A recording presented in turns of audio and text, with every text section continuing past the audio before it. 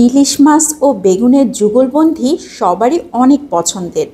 তবে অঞ্চলভেদে এই রান্নাটা বিভিন্ন রকমের হয়ে থাকে।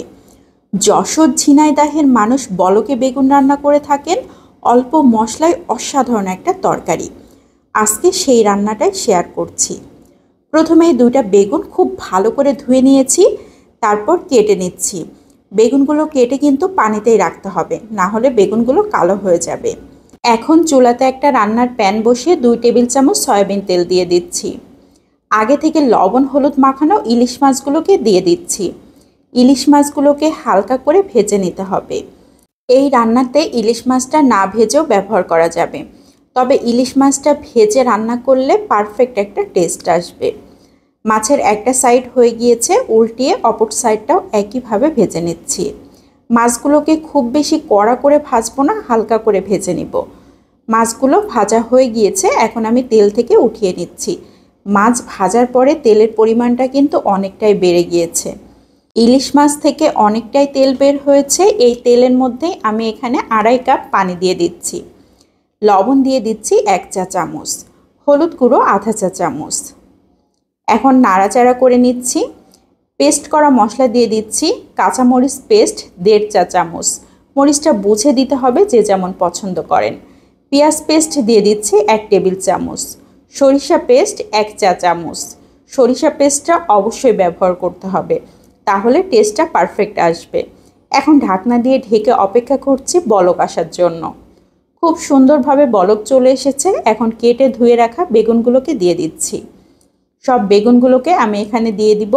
আর এখানে আমি 2টা আলু ব্যবহার করছি। আলুগুলোকেও বেগুনের মতো করেই কেটে নিয়েছি। আলুগুলোকেও এ পর্যায়ে দিয়ে দিয়েছি। এ পর্যায়ে সব কিছু খুব ভালোভাবে নাড়াচাড়া করে ঢাকনা দিয়ে ঢেকে রান্না করতে হবে 5 থেকে 6 মিনিট। এই 5-6 মিনিটের মধ্যে বেগুনগুলো নরম হয়ে যাবে, খুব সুন্দরভাবে ঝোলের সাথে মিশে যাবে। বেগুনের এই তরকারিটা কিন্তু অসাধারণ একটা টেস্ট হয়। তো আমি আবারও বেশ কিছুক্ষণ এভাবে নাড়াচাড়া করে দিচ্ছি। এখন দিয়ে দিচ্ছি ভেজে রাখা সেই ইলিশ মাছগুলোকে। ইলিশ মাছগুলো দিয়ে খুব সুন্দরভাবে চারিদিকে ছড়িয়ে দিতে হবে। আর মাছগুলো দেওয়ার পরে খুব বেশি আর নাড়াচাড়া করা যাবে না, তাহলে মাছগুলো ভেঙে যাবে আর কাটা কাটা হয়ে যাবে, খেতে আর ভালো লাগবে না। এখন ঢাকনা দিয়ে ঢেকে রান্না করব আবারও 5 মিনিট। এই 5 মিনিটের মধ্যে তরকারিটা অনেক সুন্দর হয়ে যাবে। 5 মিনিট পর ফিরে এসেছি। তরকারি কিন্তু খুবই সুন্দর হয়ে গিয়েছে। আর এই তরকারিতে কিন্তু একটু ঝোল রাখতে হয়। তো আমি আরও কিছুক্ষণ জাল করে নিয়েছি। এ পর্যায়ে দিয়ে দিচ্ছি আধা চা চামচ জিরা পেস্ট। জিরা পেস্টটা শেষের দিকে দিলে সুন্দর একটা স্মেল আসবে। অনেকেই বলে থাকেন ইলিশ মাছে জিরা পেস্টটা ব্যবহার করে না, তবে আমরা এই তরকারিতে কিন্তু জিরা পেস্টটা অবশ্যই ব্যবহার করি, তাহলে খেতে ভালো লাগে আর টেস্টটাও পারফেক্ট আসে। ঢাকনা দিয়ে ঢেকে আবারও অপেক্ষা করছি 2-3 মিনিট। এই 2-3 মিনিটের মধ্যে তরকারিটা খুবই সুন্দর হয়ে যাবে। বেগুন ও ইলিশের তরকারি একদম রেডি হয়ে গিয়েছে।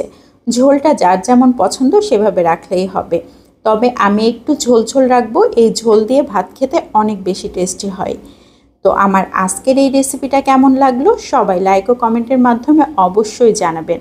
ভালো লাগলে বেশি বেশি করে শেয়ার করে দিবেন, তাহলে অনেকেই দেখার সুযোগ পাবে। আজকের মতো এখান থেকে বিদায় নিয়ে নিচ্ছি। সবাই ভালো থাকবেন। আসসালামু আলাইকুম।